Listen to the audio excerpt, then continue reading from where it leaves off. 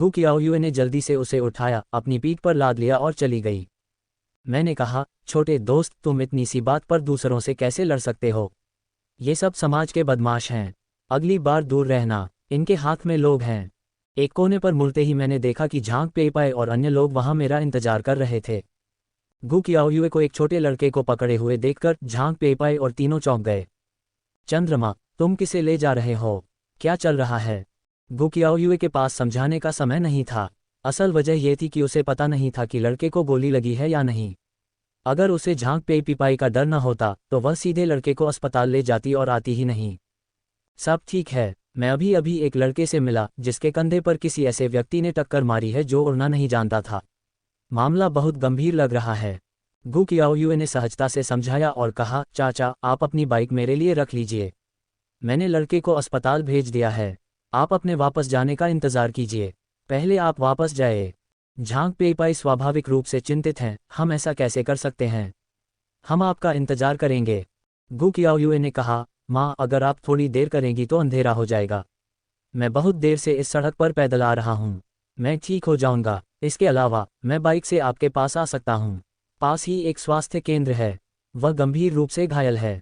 मैं उसे पहले वहां ले जाऊंगा। बिना कुछ कहे गु कियाओयुए ने हु हाओयू को पीछे की सीट पर बिठाया और उसे मदद करने को कहा।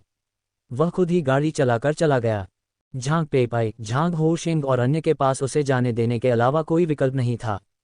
झांग होशिंग, झांग पेइपाई की चिंता से डर गए और उन्होंने सांत्वना दी, बहन, ये सब ठीक है। युएर में औचित्य की भावना है। उसने कहा कि बाद में हमारे साथ मिलना कोई समस्या नहीं है। चलो चलते समय प्रतीक्षा करें, अन्यथा जब वह वापस जाएगी तो हमें नहीं देख पाएगी। झांग पेइपाई ने गु कियाओयुए को देखा जो अपनी बाइक पर गायब हो गया था और असहाय होकर आह भरी। ये बच्चा बहुत गुस्से में है। हाल ही में, स्वास्थ्य की खातिर, क्या आपको लगता है कि युएर हाल ही में बहुत बदल गया है?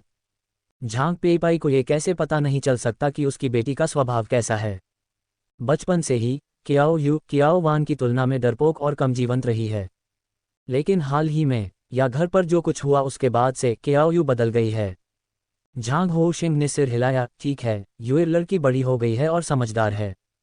झांग पेइपाई ने आह भरते हुए कहा, हाँ, ऐसा लगता है कि जब से उसने अपने पिता से तलाक लिया है वह अचानक बड़ी हो गई है। बड़ी बहन, इसके बारे में मत सोचो। यह अच्छी बात है कि युए अब ऐसी है। मैंने निर्देशक हु की बात नहीं मानी। युए अच्छी तरह से बात कर सकती है और भविष्य में महान कार्य करने वाली व्यक्ति बनेगी। झांग होशिंग को डर था कि झांग पेइपाई बहुत ज्यादा सोचती है, इसलिए उसने जल्दी से उसे दिलासा दिया। झांग पेइपाई ने आह भरी और सिर हिलाया। आशा करते हैं, चलो चलते हैं। चलते चलते इंतजार करेंगे। युएर के पास अब और भी कई विचार हैं। हो सकता है वो पल भर में हमारे पास आ जाए। अल्पविराम, 10 मिनट में गु कियाओयुए हु हाओयू को निकटतम अस्पताल ले गया। आप कैसे हैं? गु कियाओयुए ने चिंता से पूछा। अपने काम से काम रखो। छोटे लड़के हु हाओयू ने उसे एक सफ़ेद आंख दी और सीधे अस्पताल चला गया। गु कियाओयुए हवा में गंदा था और पकड़ने के लिए जल्दी किया। तुम बोलते बोलते क्यों मर जाते हो? अगर तुम मेरे मेहमानों की खातिर अक्सर मेरा रूगामो नहीं खाते तो तुम सोचते थे कि मुझे तुम्हारे जीने मरने की परवाह है। सच में, बदबूदार लड़के। गु कियाओयुए बुदबुदाया और डॉक्टर के पास गया। सौभाग्य से गोली कंधे में नहीं घुसी, बल्कि त्वचा को चीरती हुई एक गहरा छेद कर गई, लेकिन मांसपेशियों और हड्डियों को कोई नुकसान नहीं पहुंचा। डॉक्टर को यह नहीं लगा कि यह गोली लगने का घाव है, बल्कि उन्होंने सोचा कि यह दुर्घटनावश लगी चोट है। कीटाणुशोधन और ड्रेसिंग करते समय उन्होंने कहा, गर्मी बहुत है, इन 2 दिनों में ध्यान रखना कि पसीना न आए, पानी न दिखे। 2 दिन बाद आकर अपनी ड्रेसिंग बदल लेना। ये जानकर कि हु हाओयू ठीक है, गु कियाओयू को राहत मिली और वह जाने के लिए मुड़ गया। हु हाओयू ने अचानक कहा, आप मुझे दवा के लिए भुगतान करें। गु कियाओयू रुक गया और उसे घूरने लगा। क्यों? उसे अस्पताल लाना अच्छा हुआ। उसे उसकी दवा का खर्च भी उठाना है। बच्चे का चेहरा इतना बड़ा क्यों है? मेरे पास पैसे नहीं है। हु हाओयू ने स्वाभाविक रूप से कहा। डॉक्टर की ओर मुड़ा और कहा, डॉक्टर, वह मेरी बहन है, बस उससे पैसे मांग लीजिए। गु कियाओयू इतनी क्रोधित हुई कि उसने लगभग खून की उल्टी कर दी। नहीं, तुम बच्चे। तुम्हारी बहन कौन है? डॉक्टर ने गु कियाओयू से भावशून्य स्वर में कहा, परिवार के सदस्य हैं ना, कुल 1 युआन और 2। गु कियाओयू ने असंतुष्ट होकर हु हाओयू को घूरा और डॉक्टर के लिए 2 टुकड़े निकाले। मैं तुम्हें पैसे उधार दूंगा, अगली बार मुझे पैसे वापस करना याद रखना, गु कियाओयू ने कहा और मुड़कर चला गया। मन भी उदास है, अचानक करुणा कैसे उमड़ पड़ी। ये जानते हुए कि यह कोई पिछला जन्म नहीं है, ये बदबूदार लड़का बिल्कुल उसके बेटे जैसा दिखता है। वह उसे चोट पहुंचाना बर्दाश्त नहीं कर सकती। यकीनन मेरा दिल कोमल है, गु कियाओयुए ने कड़वी मुस्कान के साथ खुद से कहा, इस बार तुम नर्म दिल नहीं हो सकती। दोबारा जिंदगी जियो, तुम्हें महान काम करने होंगे। इंतजार, हु हाओयू फिर चिल्लाया। गु कियाओयू रुक गया और एक कड़वी मुस्कान के साथ हु हाओयू की ओर मुड़ा। क्या बात है? या क्या आपके पास फिर से पैसे हैं और आप मुझे वापस भुगतान करना चाहते हैं? हु हाओयू ने स्वाभाविक रूप से कहा, मेरी बाह में दर्द हो रहा है। आप अपनी बाइक चलाए और मैं घर जाऊंगा। तुम्हें अभी मेरी बात सुन लेनी चाहिए थी। मेरा परिवार मेरा इंतजार कर रहा है। उस आदमी ने बस इतना कहा कि वह दखलंदाजी कर रही थी। गु कियाओयुए ने अब और दखलंदाजी न करने का फैसला किया। हालांकि अगले ही पल जल्द ही गु कियाओयुए को अस्पताल में विभिन्न लोगों की दुर्भावनापूर्ण निगाहों का सामना करना पड़ा। छोटी बच्ची, तुम्हारा भाई ऐसे रो रहा है। उसके हाथ में अभी भी जख्म है। पहले तुम उसे वापस ले जाओ और फिर डेट पर जाओ। हाँ, छोटी बच्ची, तुम्हारा भाई गंभीर रूप से घायल लग रहा है। वह अभी बहुत छोटा है।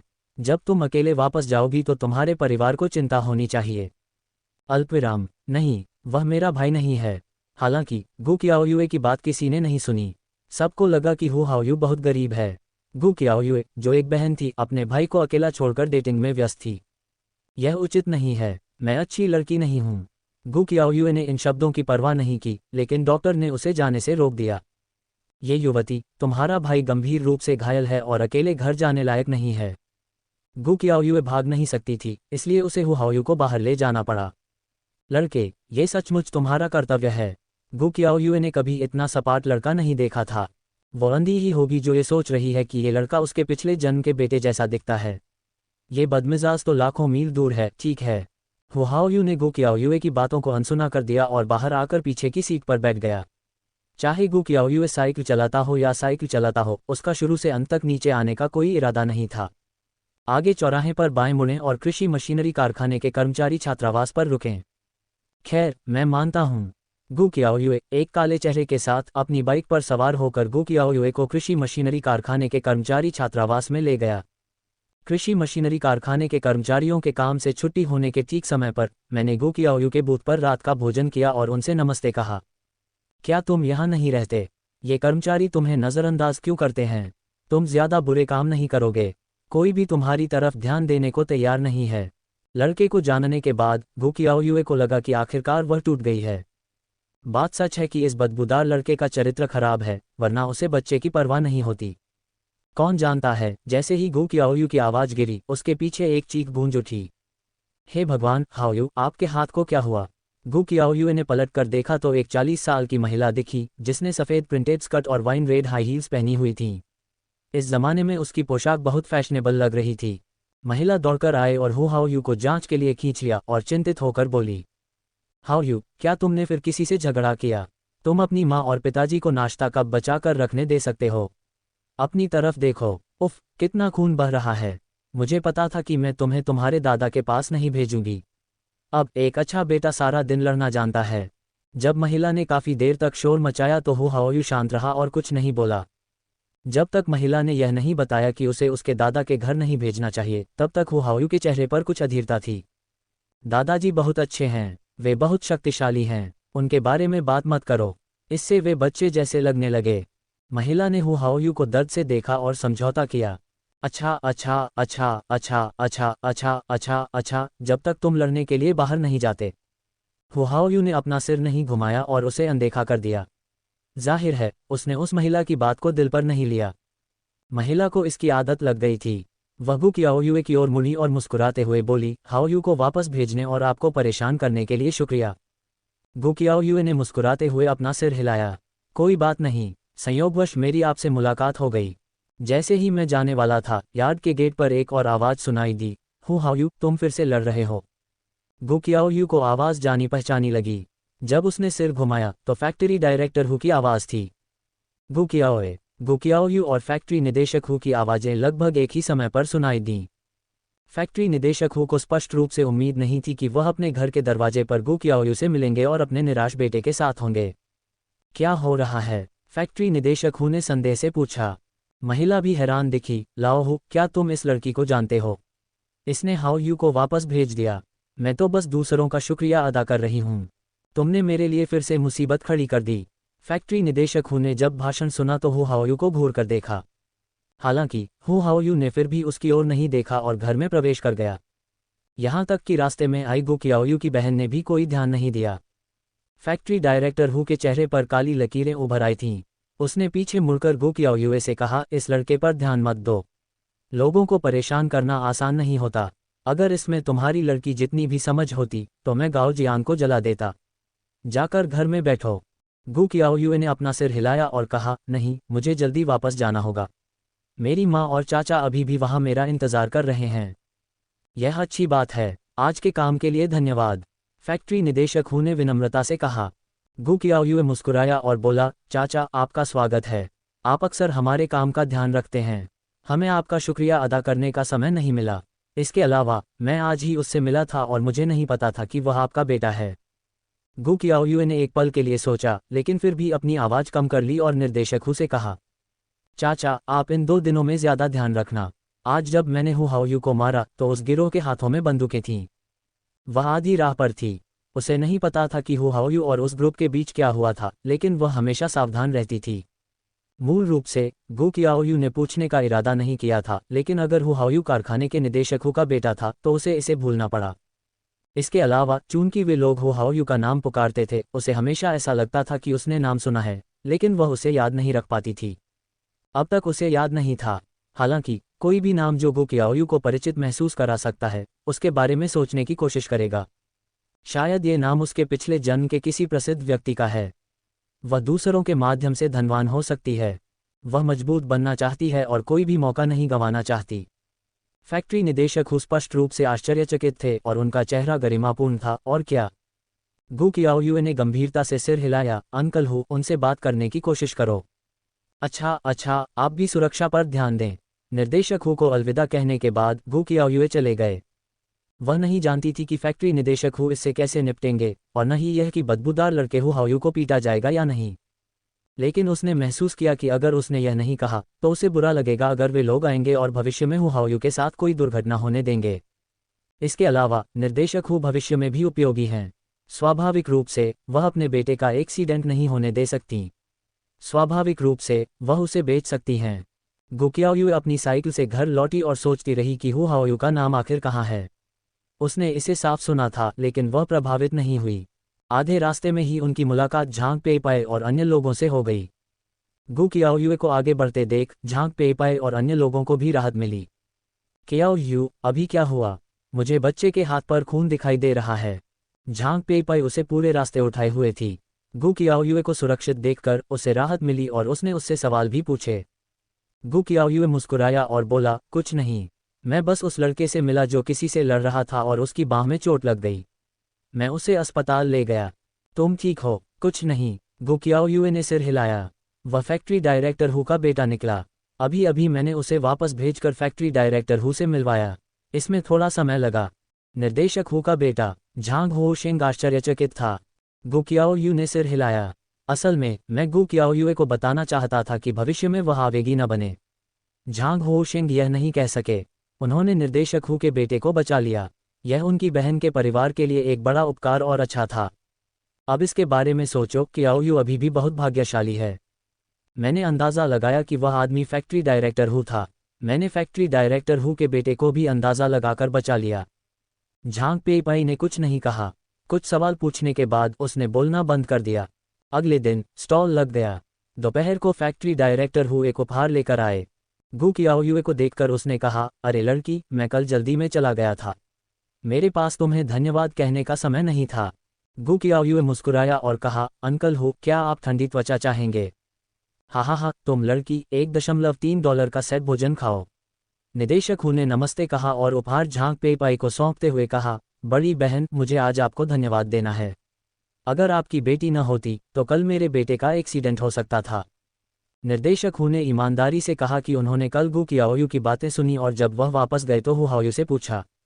जियाओ जी ने भावुकता और तर्क के साथ मामले की गंभीरता बताई। लड़के ने भी सच बताया। फैक्ट्री डायरेक्टर हु ने तुरंत पुलिस को फ़ोन किया। पुलिस ने उन लोगों को पकड़ लिया और मौके पर ही उनके मालिक के हाथ से पिस्तौल बरामद कर ली। अब जब मैं सोचता हूँ तो फैक्ट्री डायरेक्टर हु की धड़कनें अभी भी कुछ धीमी हो जाती हैं। अगर गु क्याओयुए ने उन्हें नहीं बताया होता तो वे वापस जाकर उस लड़के से पूछते। शायद उन्हें पता ही नहीं था कि उनके बेटे का एक्सीडेंट हुआ था तो क्या हुआ था। झांग पेईपाई ने बार बार मना किया, फैक्ट्री डायरेक्टर हु, इतने विनम्र मत बनो। मेरे परिवार की लड़की बस यूं ही मिल गई, वह किसी को भी बचा लेगी। हम सचमुच ऐसा नहीं चाहते। फैक्ट्री डायरेक्टर हु ने गु क्याओयुए की ओर देखा और गु क्याओयुए ने उसे आंख मारी। निर्देशक हु को ये साफ पता था। लगता है गु क्याओयुए ने कल के बारे में ज्यादा कुछ नहीं बताया। उन्हें पता ही नहीं होना चाहिए था कि वहां बंदूक थी। लेकिन लोग नहीं जानते और वह ये बात कहे बिना नहीं रह सकते। तुम्हारी बेटी ने मेरे बेटे को बचा लिया। ये तोहफा तो कुछ भी नहीं है। इसे ले लो वरना मुझे माफ कर दो। ठीक है, मैं इसे ले लूंगा। डायरेक्टर हो, आपका स्वागत है। झांग पेईपाई ने मना कर दिया लेकिन इसे स्वीकार कर लिया। फैक्ट्री डायरेक्टर हु ने खुशी से मुस्कुराते हुए कहा, कृपया किसी और दिन मेरे घर आइए और मेरे लड़के को अपनी दोनों बेटियों से सीखने दीजिए। आपको नहीं पता बड़ी बहन, मेरा लड़का सचमुच समझदार नहीं है। एक ग्रामीण महिला जिसका इतने बड़े आदमी से ज्यादा संपर्क नहीं रहा है, फिर भी उपहार पाकर थोड़ी शर्मिंदा महसूस करती है। झांग हो शिंग आगे आए और निदेशक हु से बात की। फैक्ट्री निदेशक हु ने बार बार गु क्याओयू के परिवार को अपने घर आमंत्रित किया लेकिन गु क्याओयू ने मना कर दिया। निर्देशक हु ने फिर कुछ कहा। उन्होंने ज्यादातर अपने बेटे की अवज्ञा की शिकायत की, गु क्याओयुए और गु क्याओवान की आज्ञाकारिता की और झांग पेईपाई की 2 आज्ञाकारी बेटियों से ईर्ष्या की। गु क्याओयुए ने सब सुन लिया और कुछ नहीं बोली। वह मेहमानों का स्वागत करने में व्यस्त थी। फैक्ट्री डायरेक्टर हु का तोहफा कोई कीमती चीज नहीं है, बस 2 किलो बिस्कुट, 2 बोतल शराब और 2 पैकेट नमकीन। लेकिन ग्रामीण इलाकों में जहां लोग अंडा खाने से भी कतराते हैं, वहां भी ये बहुत कीमती है। घर पर कोई शराब नहीं पीता था। शिलिंग गांव के पास से गुजरते हुए झांग पेईपाई ने सीधे झांग जिंकी को 2 बोतल शराब भेज दी और 1 पैकेट स्नैक्स और 1 किलो बिस्कुट भी छोड़ गए। झांग जिंकी ने शराब की 2 बोतलों को देखा और आश्चर्य से कहा, आपको इतनी अच्छी शराब कहाँ से मिली? झांग पेईपाई ने हमें निर्देशक हु के बारे में बताया। झांग जिंकी ने भौहें चढ़ाईं। झांग पेईपाई को गंभीर चेहरे से देखा और कहा, लोगों को बचाना अच्छी बात है लेकिन आप उन्हें अनुग्रह से नहीं चुका सकते। भविष्य में दूसरों को परेशान न करें। बातचीत करते हुए उसने अपने बेटे को घूरा। वह झांग पेईपाई के उपहार स्वीकार करने से सहमत नहीं था लेकिन उसने कुछ नहीं कहा। झांग पेईपाई ने बार बार सिर हिलाया। उसे बचपन से ही इसी तरह पढ़ाया गया था और वह लंबे समय से इसकी आदी थी। झांग जिंकी ने गु क्याओयुए को फिर से देखा और, युए लड़की, भविष्य में जब तुम ऐसी किसी चीज का सामना करो तो अकेले मत जाना। जब भी तुम किसी चीज का सामना करो पहली बार में ही किसी को ढूंढ लेना, वरना तुम लड़की के परिवार के लिए और भी खतरनाक हो जाओगी। कोई अच्छा नहीं कर सकता लेकिन तुम लोगों को नहीं बचा सकते और तुम खुद को इसमें शामिल कर सकते हो। मैं समझ गया दादाजी, अगली बार मैं ध्यान दूंगा। गु क्याओयुए ने भी मुस्कुराते हुए सिर हिलाया और अपने दिल में झांग जिंकी का सम्मान किया। 1980 के दशक में ग्रामीण इलाकों में रहते हुए इन लोगों को इतनी गहराई से देखना वास्तव में दुर्लभ है। न कि चापलूसी या चापलूसी करना और न ही अपने बच्चों को ये बताना कि बड़े लोगों से मिलते समय उनकी दयालुता का फायदा न उठाएं। वु होंगलियन और हे कुनफेंग ने घर पर गु क्याओयू की मदद की। झांग जिंकी ने जियो झांग शुओ और गु क्याओयू और गु क्याओवान के खाने के लिए शराब की 2 बोतलें छोड़ दीं। मैं बुरा आदमी हूँ, इसे बच्चों के पास वापस ले जाओ और शराब छोड़ दो। अल्पविराम। घर वापस आकर नन्हा झांग शुओ, जो सिर्फ 3 साल का था, बहुत खुश था। उसने एक एक करके कुकीज पकड़ी और रात का खाना नहीं खाया। चूंकि गु क्याओयू के परिवार ने काउंटी में एक स्टॉल स्थापित किया है, इसलिए शाम को घर पर अतिरिक्त रात्रिभोज होगा। ये जानते हुए कि गु क्याओयू ने कल निर्देशक हु के बेटे को बचाया था, दादी वु होंगलियान ने भी निर्देशक हु द्वारा उपहार वापस करने के बाद झांग जिंकी से कुछ ऐसा ही कहा। गु क्याओयुए को कभी यह महसूस न हो कि उसने दूसरों को बचाया है, इसलिए वह स्वाभाविक रूप से अन्य लोगों के उपहारों का आनंद लेगी। गु क्याओयुए ने कहा, उसके दिल में अभी भी बहुत दुख है। मुझे माफ करना। तुम्हें पता है, जब उसे पता चला कि हु हाओयू फैक्ट्री निदेशक हु का बेटा है तो उसने वास्तव में अपने दिल में इस एहसान के बारे में सोचा। हालांकि वु होंगलियन और अन्य लोगों के लिए वह स्वाभाविक रूप से यह नहीं कहेगी कि वह अपने दिल में क्या करने की योजना बना रही है, अन्यथा वु होंगलियन और शायद दादाजी भी उसके बारे में बात करेंगे। अगले कुछ दिनों तक व्यापार अच्छा रहा। जब गु क्याओयुए ने दिन प्रतिदिन पैसे गिने और पाया कि उसके परिवार ने लगभग 1000 युआन बचाए हैं, तो काउंटी में एक स्टॉल किराए पर लेने का उसका मन सक्रिय हो गया। वह काउंटी और शहर के हाई स्कूल में पढ़ने जा रही है। घर पर सिर्फ झांग पेईपाई और गु क्याओवान ही बचे हैं। वह बहुत चिंतित है।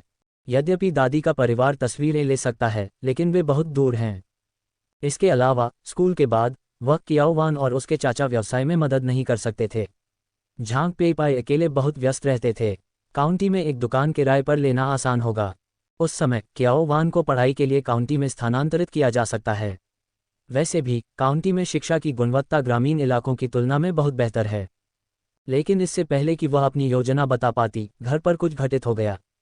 उस दिन जब मैं दुकान लगा रहा था तो दूर से एक आदमी आया। अरे, ये भाभी तो नहीं है? क्या बेचते हो? हम दोनों को भी हिस्सा दे दो। वेई मीकी आज अपने बड़े बेटे को बचाए हुए अंडे बेचने के लिए काउंटी ले आए। आते ही उसने गु कियाओयुए के परिवार को साइकिल से कुछ बेचते देखा। धंधा अच्छा लग रहा था। आगे पूछताछ करने पर मुझे पता चला कि वे 10 दिनों से अधिक समय से काउंटी और शहर में कारोबार कर रहे हैं। जब उसने अंधेरे में देखा तो वह इतना क्रूर था कि उसने अपने दांत भींच लिए। ठंडी त्वचा का एक कटोरा 50 सेंट का, एक रुगामो 50 सेंट का और एक डिश 30 सेंट की। लोग आते जाते रहते हैं। कुछ ही देर में लगभग दर्जनों बिक गए। ये सब पैसा है। ये बहुत परेशान करने वाली बात है कि झांग पेईपाई नाम की एक कुतिया ने इसे कमाया है। मैं आकर देखना चाहता था कि वे क्या बेच रहे हैं। व्यापार इतना अच्छा कैसे हो सकता है? अपने स्टॉल के पास खड़ी वेई मई को देखकर गु कियाओयुए ने भयंकर रूप से भौहें चढ़ाईं और उसकी आंखें थोड़ी ठंडी थीं।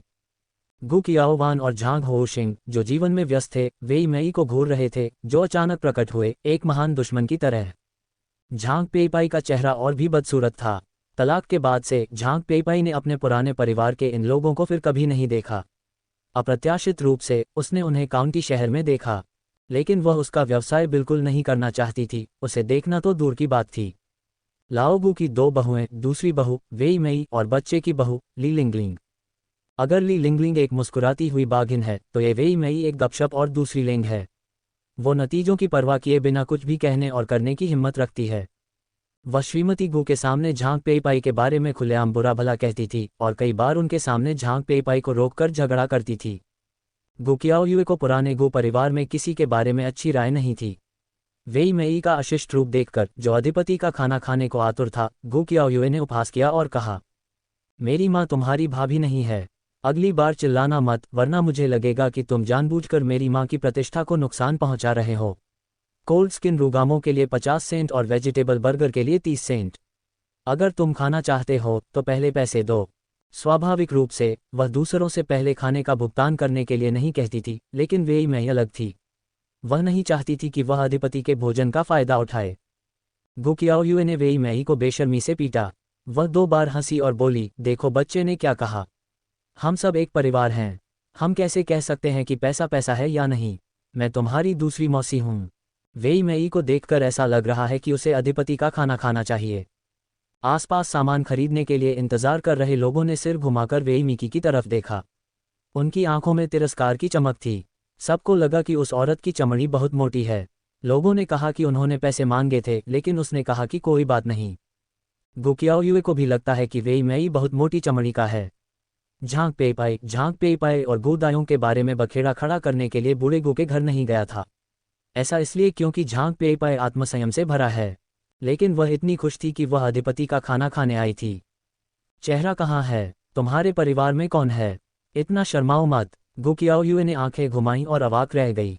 सही समय पर फैक्ट्री निदेशक हु और लाओ लियांगटो और लाओ गाओटो के लौह त्रिकोण आए और आते ही गु कियाओयु चिल्लाया, लड़की, 3 ठंडी खालें और 3 रुगामो। ठीक है, गु कियाओयु ने जवाब दिया और झांग पेईपाई और गु कियाओवान को बधाई दी। वेई मीकी पर किसी ने कोई ध्यान नहीं दिया। वेई मई को लगा कि उसकी कोई साख नहीं है और गु कियाओयुए का कारोबार बहुत अच्छा है। उसे जलन हो रही थी। अचानक 3 ठंडी खालें और 3 रुगामो आ गए, यानी 3 युआन। अभी भी कुछ लोग सब्जी गामो खरीदने आ रहे हैं। यहाँ थोड़ी देर खड़े रहने के बाद मुझे लगता है कि उन्होंने 5 युआन कमा लिए हैं। यह एक दिन में 50 या 60 युआन भी नहीं है। वह ईर्ष्यालु कैसे न हो सकती थी? और तो और ठंडी त्वचा रुगामो खरीदने आए 3 आदमी कुतिया झांग पेईपी के साथ बातें करते और हंसते थे, मानो वे बहुत परिचित हों। वेई मई ने झांग पेईपाई को बेशर्म कुतिया वगैरह कहकर डांटा। उसने आंखें घुमाईं और अचानक बोली, देखो चांद वाली लड़की ने क्या कहा। अगर तुम्हारी माँ चोरी करते हुए पकड़ी भी जाए तो मेरे चाचा उसे नहीं चाहते, पर हम एक परिवार हुआ करते थे। क्या हमारी त्वचा ठंडी नहीं हो गई है? मैं इसे छोड़ने में हिचकिचाहट नहीं करूंगी। वेई मीकी ने बगल में खड़े 3 आदमियों की ओर स्पष्ट दृष्टि से देखते हुए कहा और गर्व से सोचा कि क्या वे उसके पास आएंगे जब उन्हें पता चलेगा कि झांग पेईपाई चोरी कर रहा है। आसपास के दूसरे लोगों को देखकर ये लोग झांग पेईपाई की खूबियों को जानते हैं और भविष्य में उसकी ठंडी त्वचा नहीं खरीदेंगे। झांग पेईपाई का व्यवसाय पीला होना तय है। वेई मेई ने गर्व से झांग पेईपाई को देखा और उत्तेजक हंसी में कहा, भाभी, ये तीनों आपका अगला लक्ष्य नहीं होंगे। झांग पेईपाई तुरंत पीला पड़ गया और लड़खड़ाते हुए एक कदम पीछे हट गया। तुम किस बारे में बात कर रहे हो? गु कियाओयुए का चेहरा भी उदास और बदसूरत है। उसे उम्मीद नहीं थी कि वेई मेई काले और सफ़ेद में उलझ जाएगा। इस समय उसने यहाँ बकवास करने की हिम्मत की। वेई मेई की आत्मसंतुष्टि पर एक बार फिर गौर कीजिए। आप देख सकते हैं कि वह किससे लड़ रही है। गुस्से का एक विस्फोट अचानक उसके दिल पर छा गया। गु कियाओयुए का मांस काटने वाला चाकू अचानक लकड़ी के घाट पर कटा और वेई मेई को घूरने लगा। वेई मेई, फिर से बकवास करो। मानो या न मानो, मैं तुम्हारा चेहरा नोच डालूंगा।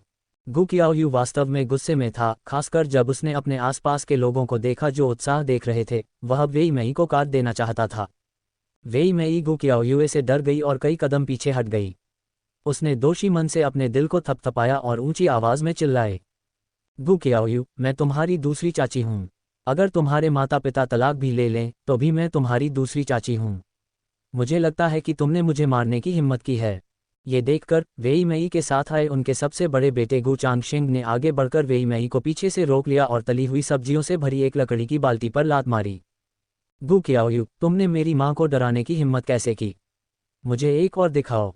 तुम्हारी माँ लोगों को चुरा रही है और हम लोगों को ये कहने नहीं दे सकते, है ना? मैंने भी कहा, तुम्हारी माँ ने लोगों को चुराया। झांग पेपापाई ने लोगों को चुराया। झांग पेपापाई ने लोगों को चुराया। गु चांगशेंग एक बदमाश की तरह चिल्लाया। गु कियाओयुए की आंखें चमक उठीं। वह रसोई का चाकू लेकर वेई मिकी की माँ और बेटे को काटने ही वाला था कि अचानक उसकी नज़र भीड़ में पड़ोसी गांव के कई लोगों पर पड़ी और उसके गांव के लाओ यान का सिर भी भीड़ में था। गु कियाओयुए की आंखें चमक उठीं। उसने रसोई का चाकू नीचे फेंक दिया और अचानक जोर से चिल्लाया। साथ ही उसने गु चांगशेंग के झांग होशेंग को पीटने का आवेग भी जगाया। दूसरी बुआ, मेरे माँ और पिताजी का तलाक हो गया है। आप हमें क्यों परेशान करती हैं? यही हमारी रोजी रोटी थी जो हमने किसी तरह पाई थी। आपने उसे बर्बाद कर दिया है। हम आगे कैसे जी पाएंगे? गु कियाओयुए रोया। झांग पेईपाई की आंखें लाल थीं और फैक्ट्री निदेशक हो और अन्य लोगों ने भौहें चढ़ाईं। वे जानते हैं कि गु कियाओयुए हमेशा सकारात्मक और आशावादी रही है और उन्होंने उसे इस तरह रोते हुए कभी नहीं देखा। फैक्ट्री डायरेक्टर हु गु कियाओयुए को बहुत पसंद करते हैं और यह भी नहीं कि गु कियाओयुए ने उनके बेटे को बचाया था। इस समय गु कियाओयुए का परिवार मुश्किल में है। फैक्ट्री डायरेक्टर हु को लगता है कि उन्हें खड़ा होना चाहिए। यह महिला, सबूत के साथ बोलो, लेकिन अपनी इच्छा से लोगों पर दोष मत लगाओ, अन्यथा वे आप पर मुकदमा करने के लिए अदालत जा सकते हैं। लाओ लियांग और लाओ गाओटोहू ने भी एक के बाद एक कहा, अर्थात आपको जिम्मेदार होना चाहिए। झांग पेईपाई कुछ दिनों से उनके संपर्क में हैं, लेकिन वे किसी भी बेईमान महिला की तरह नहीं दिखतीं। लेकिन वो औरत बदचलन सी लग रही थी। बोलते वक्त उसकी आंखें घूम जाती थीं। पहली नज़र में वो अच्छी मर्द नहीं लग रही थी। जब वेई मेई ने सुना कि वह उस पर मुकदमा करने जा रही है तो वह कुछ अपराधबोध के साथ पीछे हट गई। ये देखकर कि दर्शकों को यह नहीं पता था कि वे क्यों बात कर रहे थे, वेई मेई को अचानक फिर से साहस मिला। दूसरी तरफ क्या झांग पेपाई उस पर मुकदमा करेंगे? मुझे लगता है कि उन्हें तो ये भी नहीं पता कि अदालत का दरवाज़ा कहाँ खुलता है। वैसे भी ये काउंटी है, कौन जाने उसने जो कहा वो सच है या झूठ। खैर, मैं सबसे पहले झांग पेईपाई के मलमूत्र के बेसिन को बंद करूंगा। बदनाम, मैं उसकी बदनामी कर रहा हूँ। हंसो मत। झांग पेईपाई ने क्या किया? हमारे गांव में किसी को नहीं पता कि वह चोरी करते हुए पकड़ी गई थी। मेरे सबसे बड़े भाई ने यह अपनी आंखों से देखा था और उससे तलाक लेना चाहता था। मैं तुमसे कहता हूँ, उसके रूप रंग से धोखा मत खाओ। हमारे गांव में किसी को नहीं पता कि झांग पेईपाई एक कुतिया है। गु कियाओयुए ने अपना सिर नीचे कर लिया और उसकी आंखों में एक ठंडी रोशनी चमक उठी। रोते हुए उसने गु कियाओवान को भी अपनी ओर खींचा और फुसफुसाया, कियाओवान, रो, जोर से रो। गु कियाओवान, जो गुस्से में थी और वेई मेई को मारना चाहती थी, उसे नहीं पता था कि गु कियाओयु क्या करने जा रही थी, लेकिन वह आज्ञाकारी थी और जोर से रोई। ये देखकर कि दोनों बेटियों को धमकाया गया और रोया गया, झांग पेईपाई, जो पीला था और नहीं जानता था कि क्या करना है, यह नहीं जानता था कि ताकत कहाँ से आती है, अचानक चला गया और वेई मेई को थप्पड़ मार दिया।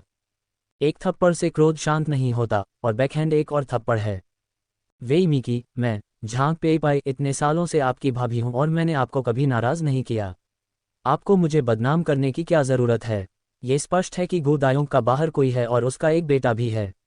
मैं उसे तलाक देने जा रही हूँ। मैं आपके मुंह से कैसे चोरी कर सकती हूँ? आप अपनी आंखों से क्या देखते हैं? झांग पेईपाई अचानक क्रोधित हो गईं। सब लोग दंग रह गए। उनकी बातें सुनकर देखने वाले भी असमंजस में पड़ गए। इस परिवार का क्या मामला है? एक ने कहा कि एक औरत ने चोरी की और दूसरे ने कहा कि एक आदमी ने किसी को बाहर रखा था। क्या तमाशा चल रहा है? निर्देशक हु और अन्य लोगों को उम्मीद नहीं थी कि झांग पेईपाई अचानक लोगों पर हमला करेगा और वे सभी एक दूसरे को देखने लगे। फैक्ट्री डायरेक्टर हु ने भौहें सिकुड़ी और गो कियाओयुए की तरफ देखा। उसे अब भी लग रहा था कि गो कियाओयुए कोई कमज़ोर लड़की नहीं है जिसे तंग किया जाए और जो सिर्फ रोती रहे। इस नज़र से मैंने पाया कि गो कियाओयुए रो रही थी और इधर उधर देख रही थी, जैसे किसी को ढूंढ रही हो। फैक्ट्री डायरेक्टर हु ने भी इधर उधर देखा। उसे कोई खास लोग नज़र नहीं आए और वह और भी उलझन में पड़ गया। लेकिन मुझे ये भी लगा कि गो कियाओयु के पास अन्य विचार होंगे, इसलिए मैंने लाओ लियांग और लाओ गाओटो को बुलाया जो मदद करना चाहते थे। चिंता मत करो, पहले देख लेते हैं। वेई मीकी को उम्मीद नहीं थी कि झांग पेईपाई अचानक उसे मार देगा। पूरा व्यक्ति स्तब्ध रह गया। झांग पेईपाई को मारने ही वाला था। झांग पेईपाई, तुम कुतिया, तुमने मुझे हराने की हिम्मत की। मैं तुम्हें मार डालूंगा कुतिया। हालांकि झांग पेईपाई ने गुस्से में वेई मेई को पीटा, लेकिन वह गांव में अपनी कोमलता के लिए भी प्रसिद्ध है। गली में मूल रूप से कोई लड़ाई या गाली गलौज नहीं होती। जहां वेई मेई की तरह मैं आज इससे झगड़ता हूं और कल उससे लड़ता हूं। मैंने डांटने फटकारने और कुंग फू लड़ने का अच्छा अभ्यास किया है। झांग पेईपाई वेई मीकी के बिल्कुल भी प्रतिद्वंद्वी नहीं हैं। गो कियाओयुए को उम्मीद नहीं थी कि झांग पेईपाई अचानक गुस्सा हो जाएगा और लोगों पर हमला करने के लिए बाहर कूद पड़ेगा। कुछ देर स्तब्ध रहने के बाद वह रोते हुए बाहर भागी। लड़ना बंद करो, मेरी माँ, लड़ना बंद करो, कृपया लड़ना बंद करो। गो कियाओयुए ने वेई मेई को गले लगाया और फूट फूट कर रोने लगी, जिससे लोग भावुक हो गए।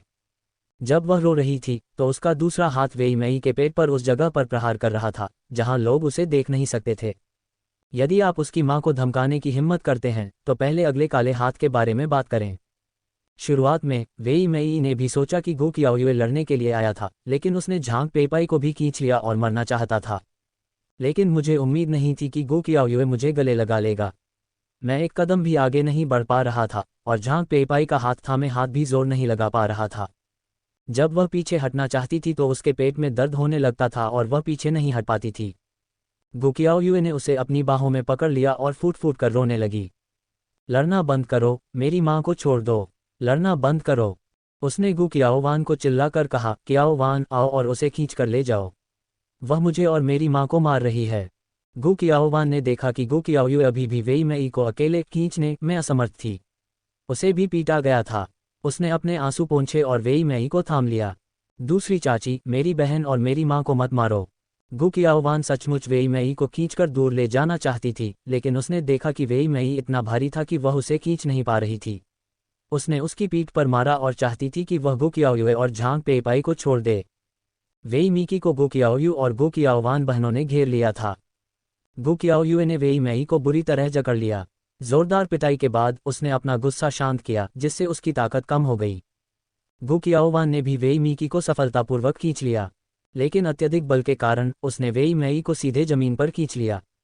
उठने के बाद गो कियाओवान झांग पेईपाई के पास दौड़ी और उसकी दर्दनाक गांठ को अनदेखा करते हुए उत्सुकता से पूछा, माँ, आपको क्या हुआ? झांग पेईपाई को अभी भी थोड़ा चक्कर आ रहा है और कुछ को पता नहीं क्यों। अभी अभी वेई मीकी ने उसे खींचा, लेकिन गो कियाओयु जल्द ही आ गया और फिर वेई मीकी ने बस उसका हाथ खींच लिया। उसने गो कियाओए को वेई मीकी की कमर पकड़े हुए देखा। क्योंकि उसे डर था कि वी मीकी गो कियाओयु को मारने के लिए अपना हाथ मुक्त कर लेगी, उसने वी मीकी की बांह पकड़ ली और गो कियाओयु को बचाना चाहती थी। वास्तव में उसे कोई चोट नहीं लगी।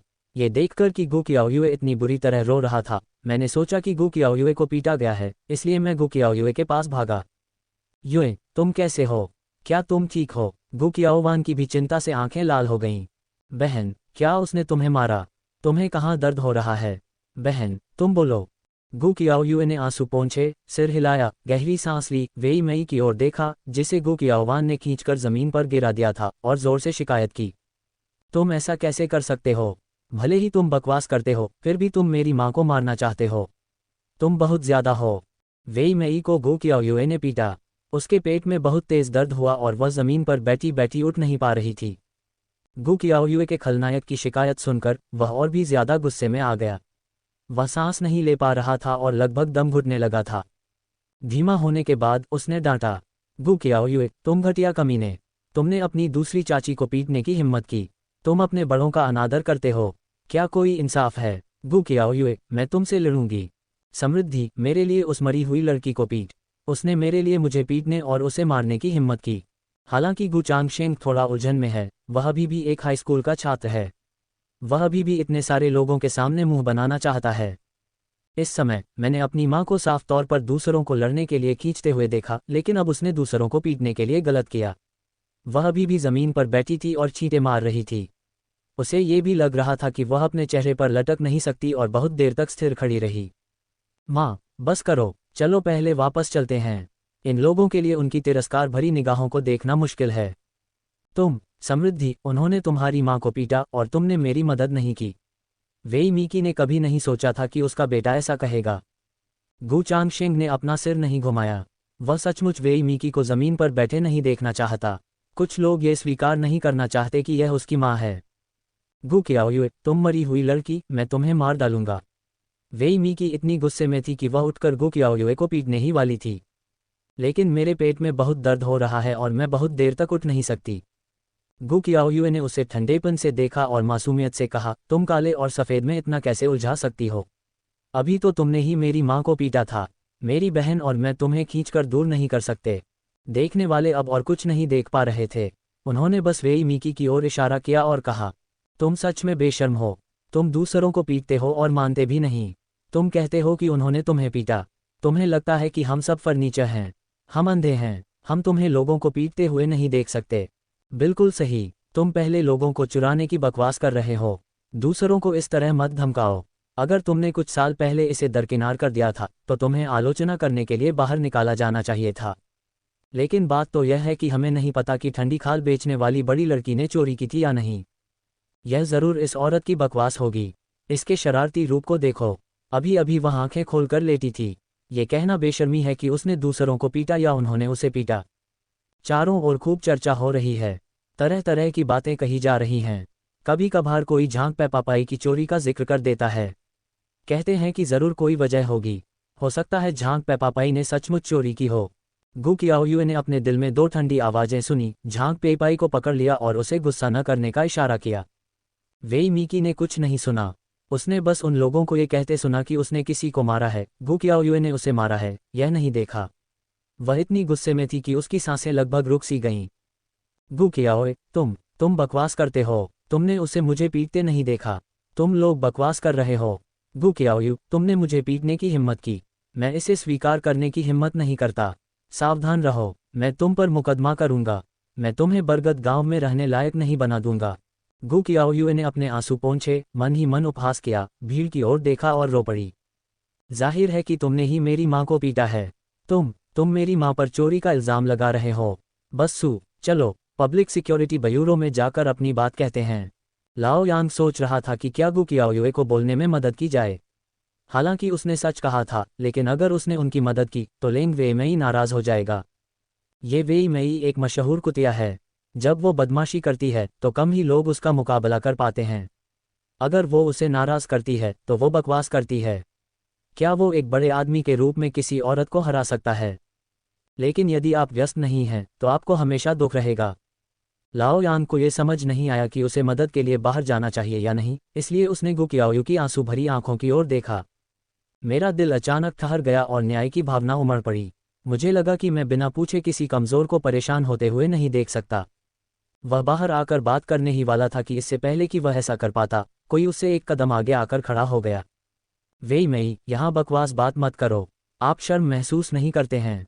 हम अभी भी शर्म महसूस करते हैं। जो आपके परिवार की बुरी चीज़ों के बारे में नहीं जानता है।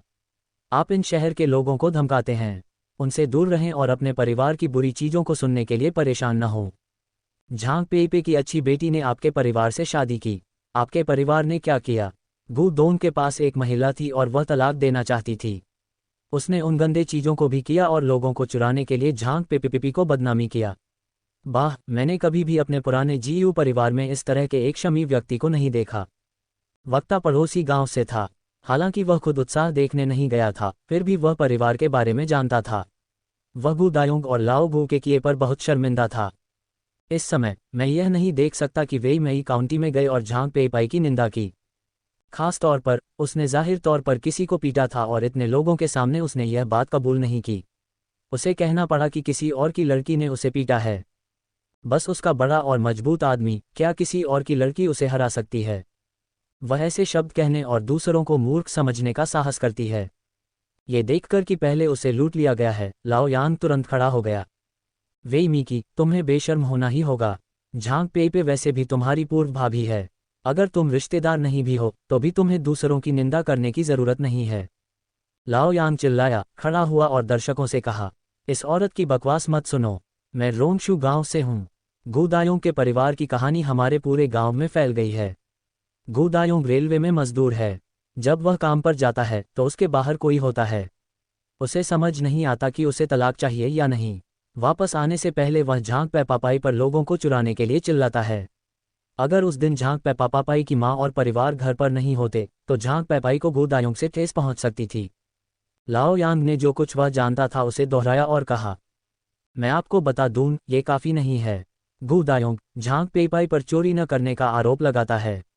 तलाक के बाद उसकी माँ दूसरे लोगों के घर में रहने लगेगी। आप नहीं जानते, घर का निर्माण झांग पेईपे की माँ के परिवार द्वारा किया गया था जब झांग पेईपे ने शादी कर ली। 3 बड़े घर हैं। उन पुराने परिवार के सदस्यों को ये कहना पड़ता है कि जब उनके घर पर चीज़ें आती हैं तो वे उनके परिवार होते हैं। वे अपनी माँ और बेटी को बाहर निकालना चाहते हैं। पड़ोसी गांवों के लोग जो उस बुजुर्ग परिवार के बारे में जानते थे वे भी खड़े हो गए। हाँ, बूढ़ेगू परिवार का दिल काला है। उनके पास जाने का कोई रास्ता नहीं है, वरना वे ठंडी खालें बेचने काउंटी नहीं जाते। मैं भी यह जानता हूँ। झांग पेईपाई की माँ और बेटी वास्तव में दयनीय हैं। मेरी माँ ने 2 दिन पहले कहा था कि अगर मैंने गुदायोंग जैसा बनने की हिम्मत की तो वह मुझे चाकू से काट डालेगी। अल्पविराम। जो लोग कुछ जानते थे वे एक एक करके कहते रहे। धीरे धीरे सच्चाई सामने आ गई। इससे पहले इन सभी लोगों को पता था कि गांव में ऐसा कुछ हुआ था, लेकिन वे यह नहीं जानते थे कि वह कौन था। इस समय जो लोग थोड़ा बहुत जानते हैं वे सामने आकर चिल्लाते हैं और वे सब ये जानते हैं। कुछ समय के लिए लाओगू के परिवार द्वारा की गई गंदी हरकतें काउंटी में भी फैल गईं। काउंटी में लोगों के अलावा विभिन्न गांवों के लोग भी हैं जो चीज़ों को बेचने के लिए आते हैं। इस तरह की गपशप सुनने के बाद वे भी मई के अहंकार और हताशा को देखते हैं। किसी को संदेह नहीं है कि वे क्या कहते हैं। वे सभी महसूस करते हैं कि पुराने परिवार की देखभाल लोग चरम पर बेशर्म हैं। यहाँ तक कि वे तलाक के बाद अन्य लोगों की महिलाओं के दहेज पर भी कब्जा कर लेते हैं और अन्य लोगों के महिलाओं के चोरों को हर जगह निंदा करते हैं। यदि कोई व्यक्ति उनके गांव का नहीं होता तो दूसरे परिवार की महिला द्वारा पाया गया व्यवसाय इतना बर्बाद नहीं होता। इससे लोगों की जीवन शैली टूट जाएगी। कुछ समय के लिए सभी ने झांग पेईपाई की माँ और बेटी को सहानुभूति से देखा। वेई मीकी की आंखों को देखकर घृणा और थूकना स्वाभाविक था। किसी ने वेई मीकी की माँ और बेटे की ओर इशारा किया और उन्हें वहीं डांट दिया। फैक्ट्री के निदेशक हो और अन्य लोगों को उम्मीद नहीं थी कि गोकियायू के परिवार ने इन चीज़ों का अनुभव किया था। वे सहानुभूति भी थे। उन्होंने चुपके से भविष्य में ठंडी त्वचा रुगामों खरीदने के लिए और अधिक मेहमानों को पेश करने का फैसला किया ताकि वे अधिक पैसा कमा सकें और जीवन को आसान बना सकें। आजकल 2 बेटियों वाली महिला के लिए ये कितना कठिन होगा। सौभाग्य से मेरी माँ का परिवार अच्छा है और मदद कर सकता है। निर्देशक हु ने झांग होशिंग को और अधिक प्रशंसा के साथ देखा। वेई मई को उम्मीद नहीं थी कि वह काउंटी के गांव में लोगों से मिलेंगी और मौके पर ही उनकी पोल खुल गई कि वह झूठ बोल रही थी। इन लोगों की तिरस्कृत निगाहों और उन कुरूप गालियों के सामने भले ही उसकी चमड़ी मोटी हो वह अब और नहीं टिक सकती थी। शर्मिंदा होकर वह उठा, लाओ यान को घूरा और बेरहमी से बोला, लाओ यान, तुमने हमारे गांव में मेरे साथ ऐसा व्यवहार करने की हिम्मत की। रुको और देखो। लाओ यान को वेई मई से थोड़ा डर था कि कहीं वे गांव में उनके परिवार के खिलाफ कोई बयानबाजी न कर दें, लेकिन उसने अपनी बात कह दी थी और न्याय की भावना का आनंद लिया था। अब उसे वेई मई से डर नहीं था। उसने व्यंग्य करते हुए कहा, वेई मई, क्या तुम जानती हो कि यह मैं हूं या तुम? पड़ोसी गांव के लोग जिन्होंने झांग पेईपाई को न्याय कायम रखने में मदद की थी अब इसे और नहीं देख सकते थे। मैंने कहा कि आप पुराने परिवार की देखभाल करते हैं, लोग बहुत बेशर्म हैं। यदि आपके पास उन चीज़ों को करने की क्षमता है तो आप दूसरों से डरते हैं, परेशानी की तलाश में हैं। ठीक है, मैं परेशानी से डरता नहीं हूँ। यदि आपके पास क्षमता है तो मेरे पास आओ। अल्पविराम। वेई मई का आज का काम वास्तव में उसके पुराने परिवार की प्रतिष्ठा को धूमिल करता है। वेई मई ने जोर से थूका और जाने के लिए मुड़ा। जब सब कुछ ठीक हो गया तो गुकियाओयुए ने रोने का नाटक करना बंद कर दिया। ये देखकर कि वेई मई जा रहा है वह सीधे उनके सामने रुक गई। गू चांगशेंग ने अभी अभी तली हुई सब्जियों की एक बाल्टी गिरा दी। अगर आज तुम मुझे मुआवजा नहीं दोगे तो कोई भी जाना नहीं चाहेगा। तुम कुतिया, तुमने मुझे रोकने की हिम्मत की। बिना कुछ कहे गू कियाओयू ने अपने बैकहैंड से वेई मेई के चेहरे पर थप्पड़ मारा। अपना मुंह साफ रखें, 10 युआन को नीचे रखें और छोड़ दें, या मुझे अब आपको सार्वजनिक सुरक्षा ब्यूरो में खींचने के लिए दोषी नहीं ठहराएं। लोगों को निंदा करना और पीटना और चीज़ों को तोड़ना आपको कुछ दिनों के लिए बंद करने के लिए पर्याप्त है। गू चांगशेंग को अभी भी ये पता नहीं चला है कि चीज़ें अचानक इस तरह से कैसे निकलीं। ये स्पष्ट है कि वे गू कियाओयू के परिवार को परेशान करने और अपने व्यवसाय को खराब करने के लिए आए थे। वे कैसे समाप्त हो गए और सभी द्वारा पीटा जा रहा था और अब पैसे खोने के लिए रुक गया। इस समय गू कियाओयू ने उन्हें रोक दिया और गू कियाओयू को मारने के लिए अपना हाथ उठाया। गू कियाओयू स्वाभाविक रूप से उसे मारने नहीं देगी, इसलिए वह उसे लात मारेगी। लेकिन इससे पहले कि वह अपने पैर उठा पाता, गू चांगशेंग अचानक चीख पड़ा, आह, छोड़ दो, मुझे छोड़ दो। गू कियाओयू दंग रह गया और उसने ऊपर देखा कि बगल में एक आदमी ने गू चांगशेंग की कलाई पकड़ ली थी। वह आदमी काले रंग के स्पोर्ट्सवियर पहने हुए था, उसका चेहरा चाकू की तरह सख्त था और उसके होंठ भीगे हुए थे। थोड़ी झुकी हुई आंखें गू कियाओयू पर पड़ीं और उसके होंठ धीरे से खुल गए। तुम ठीक हो? भाषा तो ठंडी है, लेकिन शब्दों में चिंता छिपी हुई प्रतीत होती है। गू कियाओयू ने अवचेतन रूप से अपना सिर हिलाया और निगल लिया। तुम यहाँ क्यों हो? यह आदमी वाकई बहुत खूबसूरत है। यहाँ तक कि गू कियाओयू, जो अपनी उम्र से कहीं ज्यादा बड़ा है, भी इस समय उसके पुरुष हार्मोन की तेज गंध को बर्दाश्त नहीं कर पा रहा है। वहां पर गू चांगशेंग दर्द से चिल्ला रहा है, छोड़ दो मुझे, छोड़ दो मुझे, मार दो, मार दो। गू चांगशेंग चिल्लाया और संघर्ष किया। वेई मेई दंग रह गया। यह आदमी, तुम यहाँ क्यों हो? जो कि चांद में 2 मटर की तरह, वेई मेई के शब्दों में बहुत अधिक भय था। वेई मेई की भयभीत आवाज ने गू कियाओयू को सीमोयान की सुंदरता से उबर दिया। गू कियाओयू ने वेई मेई को ठंडेपन से देखा, मंद मंद मुस्कुराया और कहा, क्या कहते हो? मुझे तुम्हें पिछली बार ही मिलवा देना चाहिए था। वह मेरा भाई है। गू चांगशेंग चिल्लाया, मुझे परवाह नहीं कि वह कौन है। मुझे चोट पहुंचाने की हिम्मत करो और घुलना मिलना नहीं चाहता। तथाकथित अज्ञानी निडर हैं। गू चांगशेंग ने सीमोयान को कभी नहीं देखा। वह उसकी पहचान नहीं जानता, इसलिए उसने इतना डांटने की हिम्मत की। लेकिन वेई मेई ने ये देख लिया। बाद में गू दायोंग ने उन्हें उद्यम के वर्गीकरण के बारे में एक लोकप्रिय विज्ञान दिया। ये जनरल मैनेजर हैं। बड़े बड़े अधिकारी इन्हें एक उंगली से कुचल सकते हैं। इसके अलावा ये भी इस व्यक्ति की वजह से था कि परिवार की बूढ़ी महिला झांग पेपाई के परिवार को परेशान नहीं करती थी। वेई मेई ने जल्दी से गू चांगशेंग को खींच लिया और उसे बकवास न करने के लिए कहा, खैर श्रीमान सचिव, गलतफहमी, गलतफहमी, गलतफहमी। कैसी गलतफहमी? आपके बेटे ने हमारी दुकान तोड़ दी और जल्दी ही पैसे गंवा दिए। 10 युआन प्रति मिनट कम नहीं हो सकते। गू कियाओयू उसकी तरफ ध्यान नहीं देगी। इतना बड़ा झंडा यहाँ लहरा रहा है, स्वाभाविक रूप से वह झंडा खींचने का मौका नहीं छोड़ेगी। गू कियाओयू, तुम में इसे फिर से कहने की क्षमता है। मैं तुम्हारे पक्षाघात की भरपाई कर दूंगा।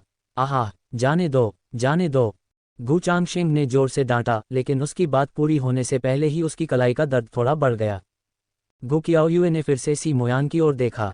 वह है। क्या आप नहीं चाहती कि गू चांगशेंग उसे डांटे? अपने बेटे की चीख सुनकर वेई मेई डर से पीली पड़ गई। श्री सी, जाने दो, जाने दो, आप जाने दो, मुआवजा दो, हम मुआवजा देंगे। वेई मेई ने जल्दी से 5 युआन निकाले और गू कियाओयू को सौंप दिए। युए, देखो, दूसरी चाची के पास बहुत पैसा है। क्या तुम उसे अपने बड़े भाई को पहले जाने दोगी?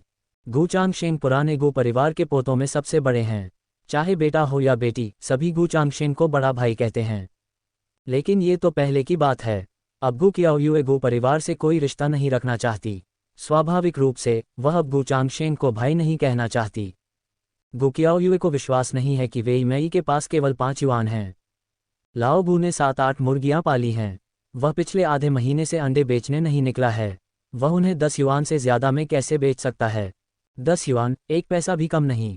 गू कियाओयू ने ठंडे स्वर में कहा, छोड़ो, छोड़ो, दर्द हो रहा है। ऐसा लगता है कि गू कियाओयू के शब्दों के जवाब में सीमोयान ने चुपचाप अपनी ताकत बढ़ा दी और गू चांगशेंग फिर से चिल्लाया, माँ, क्या आपने अंडे 11 युआन में नहीं बेचे थे? उन्हें उसे दे दो और उसे दे दो। मैं दर्द से मर रहा हूँ। आहा, माँ, मेरी मदद करो। गू चांगशेंग को लगा कि उसके हाथ बेकार हो रहे हैं। उसने अपने दूसरे हाथ से सीमोयान की कलाई तक पहुंचने की पूरी कोशिश की, लेकिन वह पहुंच नहीं पाया।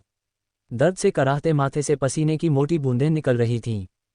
वेई मेई इसे देना नहीं चाहती, लेकिन वह अपने बेटे से प्यार करती है। उसने अपने दांतों को पीस दिया, अभी अंडे बेचने के लिए सभी पैसे निकाले, उसमें से $1 निकाला और बाकी को बड़े करीने से मोड़ दिया, 1, 2 और 50। उन सभी को गु कियू को सौंप दिया गया। गु कियाओयुए ने उसे लिया और गिना। वह सिर्फ 10 युआन था।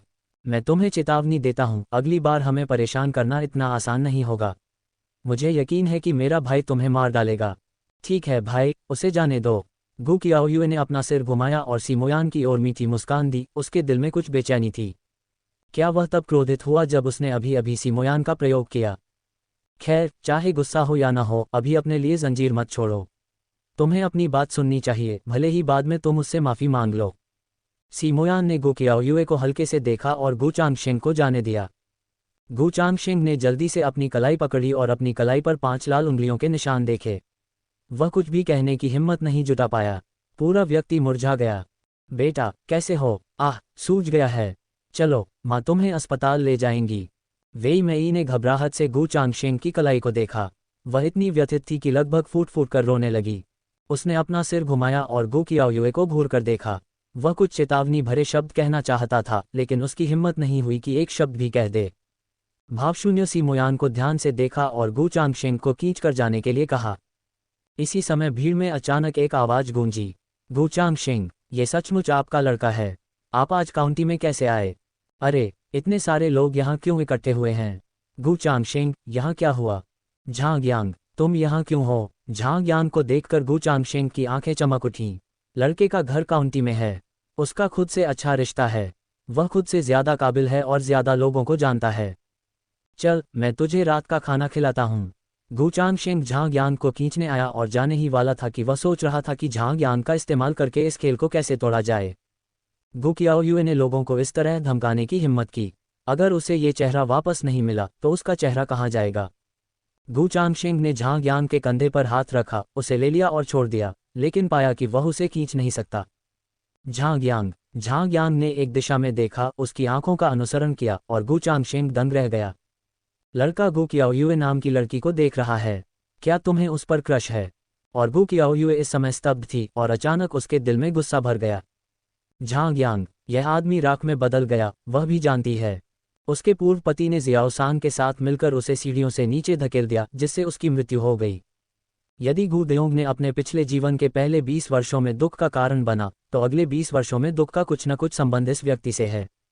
वह गु कियाओयुए ने अपनी मुट्ठी भींच ली और उसका शरीर कांपने लगा और उसका क्रोध किसी भी समय बाहर निकल सकता था। झांग यांग, फिर मिलेंगे। हालांकि इस जीवन में आप हैं और मैं गु कियाओयु नहीं हूं। सिमा यान गु कियाओयु के पास खड़ा था। उस पल उसने भी उसके भावनात्मक बदलावों को महसूस किया और उसके दिल में शंकाएं उठीं। गु कियाओयुए ने झांग यांग को देखा और भौहें चढ़ा दीं।